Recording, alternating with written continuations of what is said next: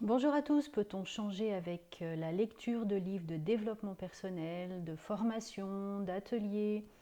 Peut-on maigrir avec l'hypnose? Voilà toutes les questions dont j'ai envie de faire un point dans cette petite vidéo. Bonjour à tous, je suis Véronique Chaput, sophrologue praticienne en hypnose et psychosomato-énergétique. Et effectivement, les livres de développement personnel explosent au niveau des ventes. Et c'est quelque chose de bien entendu. L'idée, ce n'est pas de critiquer les livres, mais ça ne suffit pas. En fait, ce qui est important, c'est de mettre en action ce que vous pouvez comprendre, ce que vous pouvez saisir, ce que vos émotions vous font remonter. Si on ne passe pas à l'action, on reste sur place, il ne se passe rien. Donc si vous prenez par exemple les 4 accords Toltec ou les 5 accords Toltec, puisque maintenant il y en a 5, si je fais de mon mieux, ben, chaque fois que je vais avoir un doute sur ce que je fais, je peux dire est-ce que j'ai fait de mon mieux? Et du coup, là, je vais commencer à progresser. C'est-à-dire que si oui, j'ai fait de mon mieux, bah, c'est OK, même si j'ai pas réussi. Si au contraire, j'ai l'impression de ne pas avoir fait ce qu'il fallait, parce que par exemple, je suis étudiant et j'ai pas révisé, bah, c'est OK aussi, mais c'est normal que le résultat ne soit peut-être pas à la hauteur. Donc en tout cas, c'est vraiment mettre en principe, mettre dans les faits ce que l'on peut lire ou ce que l'on peut s'approprier dans une formation, dans un atelier. C'est vraiment qu'est-ce que j'ai envie de mettre en pratique dans ma vie de tous les jours. Et pas besoin que ce soit des grosses choses, ça peut être juste une chose. Et à partir de cette chose, on la remet en route, on la remet en route, on la remet en route, on la remet en route. Et les choses commencent à évoluer parce qu'on a changé nos actions. Donc la première chose, c'est qu'est-ce que vous voulez? Et on le fait dans une phrase positive. Par exemple, j'évolue dans l'accueil de mes émotions avec aisance. Et bien ensuite, qu'est-ce que je peux faire comme premier pas pour pouvoir évoluer dans mes émotions positivement, pour les accueillir? Eh bien peut-être je les observe, je saisis le message et je vais mettre en action, à chaque fois que je vais avoir une émotion, je vais me dire, ok, quelle est l'émotion? C'est de la colère, c'est de la peur, ok, qu'est-ce qu'elle veut me dire? Message. Qu'est-ce que ça me fait dans mon corps?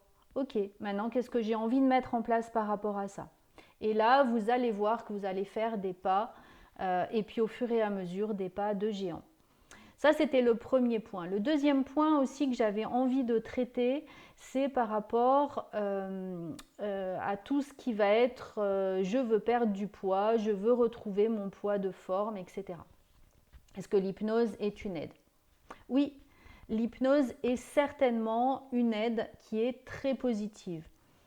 Par contre, ce n'est pas la pommade magique. C'est pas parce que vous venez de faire des séances en hypnose que vous allez commencer à perdre 10 kilos comme ça sans rien faire. C'est pas vrai. Par contre, l'idée, c'est d'aller voir quelles sont les habitudes que j'ai, c'est-à-dire déjà reconnaître qu'est-ce que je mange, qu'est-ce qui se passe dans mon corps. Si vous avez pris du poids au niveau hormonal, c'est peut-être pas la même chose que si vous vous gavez de gâteaux ou si vous buvez beaucoup d'alcool.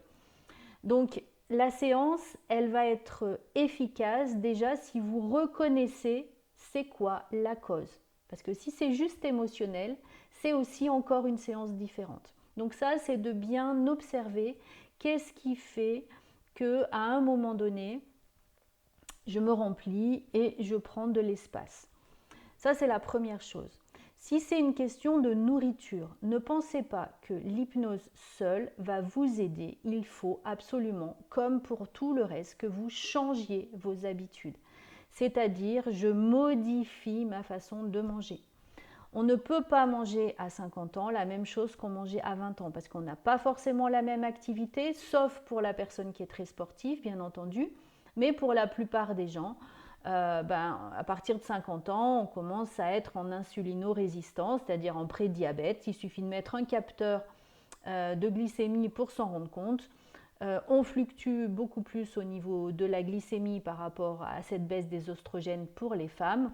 Et du coup, on prend cette espèce de calotte sur le ventre, cette graisse, cet amas graisseux sur le ventre physiologiquement. Donc si on ne fait rien, effectivement, on prend ce poids. Par contre, si on va introduire une nouvelle alimentation, de nouvelles bases, plus de mouvements, plus de sorties, des pensées positives, du coup, on va commencer à générer quelque chose de différent. Et là, l'hypnose est une aide à 100% efficace. Voilà pour ces 2 points. En tout cas, la pensée, c'est que si vous continuez à faire la même chose, vous avez les mêmes effets et ça ne change pas. Donc pour changer, il faut varier, modifier la cause. N'hésitez pas à partager cette vidéo, je sais qu'elle peut être utile pour un grand nombre d'entre vous, à vous abonner à ma chaîne également et à mettre un petit like, c'est comme ça qu'on est vu sur le plus grand nombre. Je vous remercie, belle journée.